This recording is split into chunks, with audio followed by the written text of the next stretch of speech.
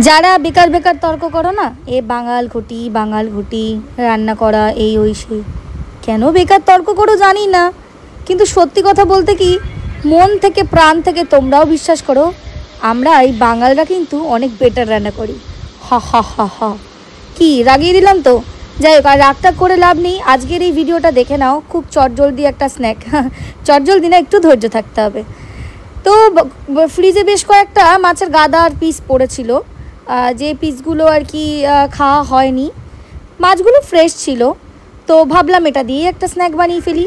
খুবই জনপ্রিয় স্ন্যাক, তোমরা বাড়িতেও হয়তো অনেকেই বানিয়েছো, তবে যারা বানাওনি তারা কিন্তু এইভাবে এই বিশেষ টেকনিকগুলো ফলো করে বানিয়ে ফেলতে পারো। কাতলা মাছের পিস ছিল, এগুলোকে আমি ভালো করে সেদ্ধ করে নিলাম নুন দিয়ে।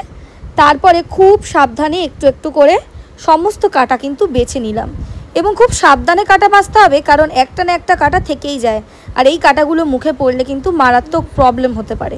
তো খুব ভালো করে মিশিয়ে একদম আলো ফেলে দেখে নিই। দারুণ একটা মাছের স্ন্যাক তোমাদের সাথে শেয়ার করব। হয়তো আগেও অনেকে করেছো এটা, বাট আজকে আমি কিভাবে করি একবার দেখে নাও। প্রথমে কড়াইটাকে আমি ভালো করে গরম করে নিলাম, তারপরেতে দিয়ে দিলাম সাদা তেল। এখানে আমি সরষের তেল ইউজ করিনি, সাদা তেল করেছি, তাতে গন্ধটা ঝাঁঝালো ব্যাপারটা একটু কম থাকে। তারপর ওতে জিরা ফোড়ন দিয়ে দিলাম পেঁয়াজ কুচি। পেঁয়াজগুলো ভাজা ভাজা হয়ে গেলে এরপর তাতে এক এক করে দিয়ে দেবো আদা রসুন কাঁচা লঙ্কার বাটা। পেস্ট দেবে না, শিলে বেটে নেবে। তার মধ্যে দিয়ে দিলাম নুনের পরে দিয়ে দিচ্ছি হলুদ গুঁড়ো, তারপরে একে একে জিরে গুঁড়ো আর একটুখানি কাশ্মীরি রেড মির্চ পাউডার, জাস্ট একটু কালার দেওয়ার জন্য। তারপর সেদ্ধ মাছটা দিয়ে দেবো, আর দিয়ে দেবো একটা হাতে ভালো করে মিশিয়ে নেওয়া একটা আলু সেদ্ধ। আর এর মধ্যে কিছুটা ভাজা মশলা দেব, জিরা ধনে এবং শুকনো লঙ্কা, মানে খোলাতে রোস্ট করে, নর্মাল কড়াইতে রোস্ট করে কিন্তু গুঁড়ো করা।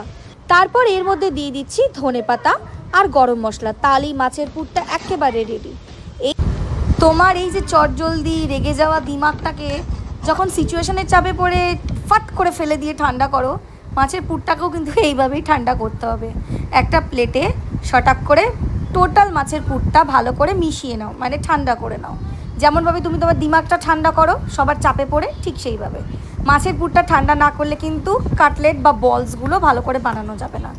এরপর ছুরিটাকে বিছিয়ে নাও, সবার কাছে নিজের কথাগুলো যেভাবে তুলে ধরে নিজের মনকে বিছিয়ে দাও, ঠিক সেভাবে সুজিটাও বিছিয়ে নাও না। তারপর ডিমের গোলা ভালো করে গুলিয়ে নাও, ডিমটা ভালো করে ফেটিয়ে নিয়ে তারপরে ডিমটা একটু নুন দিয়ে ফেটাবে, একটুখানি নুন দেবে।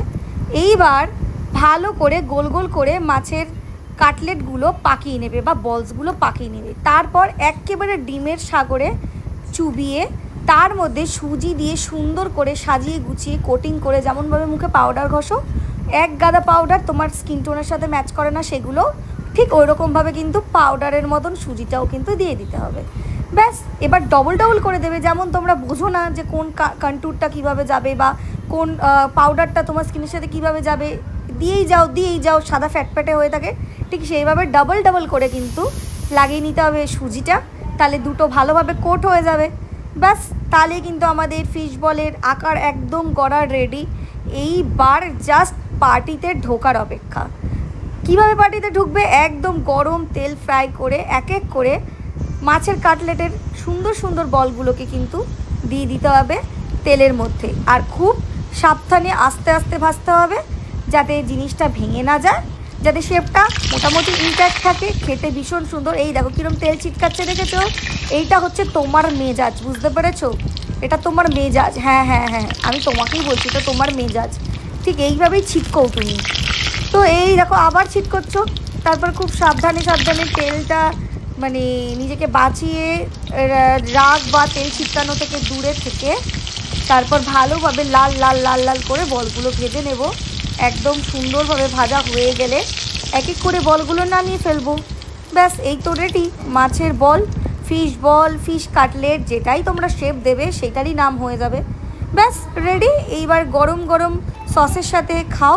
ভীষণ ক্রাঞ্চি হয়েছে, ভিতরটা একদম সফট, বাইরেটা ক্রাঞ্চি, একদম আমার মনের মতন।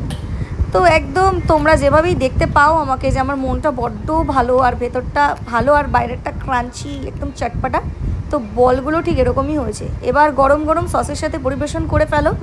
আর এত ভালো ভালো রান্না করো যে যারা দাবি করে যে বাঙালদের থেকে তারা ভালো রান্না করতে পারে, তাদের একদম মুখে ঝামা ঘষে দাও। কারা করতে পারে সেটা আর বললাম না।